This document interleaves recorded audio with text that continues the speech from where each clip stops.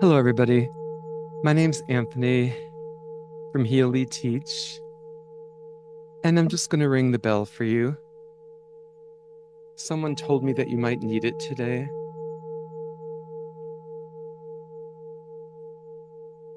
So I'm ringing it for all my friends, all the people that I know who are going through this type of cancer over the years. And I know how difficult it has been for me and other people also.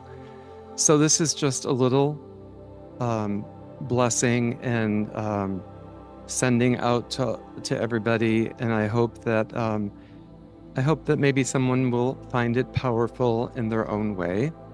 And yeah, because I think that, so much time we spend uh, either staying by ourselves, worrying about all of this stuff, and really, in the end, it doesn't really matter because we come to find out the longer we freak out over this, it doesn't make it easier. It doesn't make it any easier. So, let's see. So, sound of the bell. The reason why I like the vibration, and I'll tell you, is because I've always used the bell to break the sound barrier. Why do I use it? Because it's the sound and it allows me to come back to the moment. I'm one of these people that I drift and daydream and whatever, and sometimes I have a hard time focusing. And I've always been like that. It's not new. But, in certain jobs, it's okay to be like that. But after a while, I got really frustrated. But, now after cancer, life is not the same. Everything is kind of raw, uncertain, and it's heavy at times. But we get to choose how we do this. And one of the things I wanted to talk about was bells, breathing, and baths.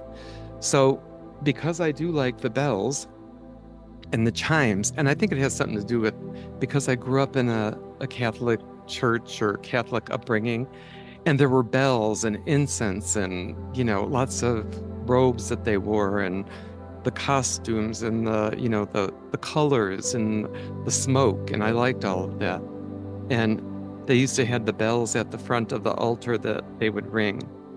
And, like I used to like to go to church just for those things. I didn't want to hear too much about some of the stuff I heard them preaching about because I didn't like it. But that was my favorite part, was the singing and the bells and the incense, the frankincense coming down the aisle.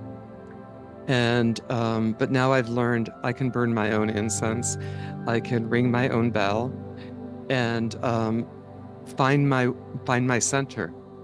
So, but everything changes, and as I found out about the cancer, like you go into this time warp of you just start going through all of this, wanting to do research and this and that, and you get lost. I got lost in days and weeks and months of just researching everything. So finally, I did get the surgery in 2018, and here I am in 2024, and still here, and it's like, what? I'm still here. But, and that's a good thing, but in a way, I'm like, I wasn't expecting to still be here because I thought this stuff was going to take me out. And obviously it's not. But what it does do is it makes you very vigilant, very anxious at times because, you've got to go. I still have to go get these tests every 3 months because of the PSA rising and falling and whatever. It's always doing something. But anyway, back to breathing and find your center. So that's why we do this, because, we have these things that take us away from who we are, all of these thoughts, all of these heavy things. But breathing is a really nice way to come back. And there's one breathing technique called 4-7-8. Very easy. I even actually use it a lot to go to sleep. So you breathe in 4, 1, 2, 3, 4. You hold for 7, and then you exhale for 8 seconds.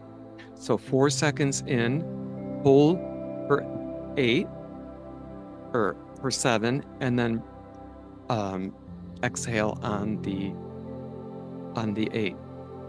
So let's try it. I'm going to just do it a few times because every time I do it, it always helps me. So let's start. Inhale.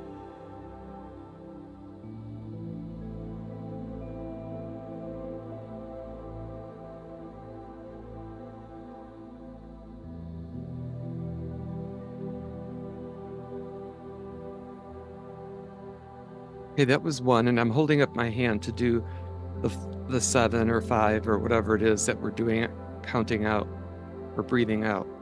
So inhale 4.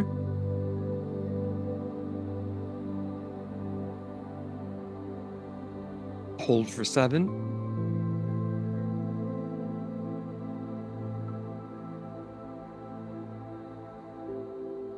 Exhale 8.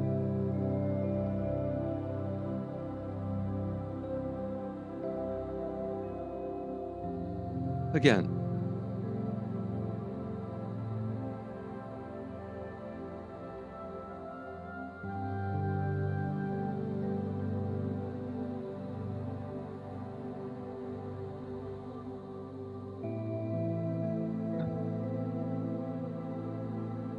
Okay. So after you do that a few times, it really kind of resets things. And I like to do it at night, actually when I'm in the bed. So that really works well when I'm really trying to sleep. But there's sometimes when my mind is still very busy and it won't shut up. So I've got to quiet it down. And sometimes getting up and reading something will help. But then the next thing my go-to is now, I listen to the sleep things I found on YouTube, which are the binaural sounds that actually can almost be one different sound in one ear, 1 megahertz in one ear, 1 megahertz in the other. But the blending of them really kind of brings you into this state, this different state to be able to kind of relax your whole body. So that's the other thing that one of them is called something hypnotic sleep or something like that. There's a couple of them, and if you look on there, you'll find them. And because I do love the Tibetan bells a lot, I love to listen to some of the people that do the sound baths with the bells and the Tibetan bells. And they're very nice, and I'm learning a lot about the sound and how the vibration works when you have a mallet as opposed to when you don't.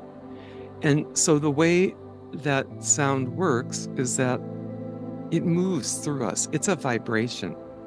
And one of the things that I noticed when they do the sound bath in India, they have a Tibetan bowl that's about so big. And I couldn't believe when I saw it. And they stand in the bowl and they ring the bowl for them. And it goes up through all of their chakras. Now, I love that. I would love to try that. I don't know where I could do it, but I love that kind of stuff. And then there's another one where they take it, and if it's big enough to put on your head, which mine is not, and you can hit it if you have something soft there, and that'll allow it to still vibrate.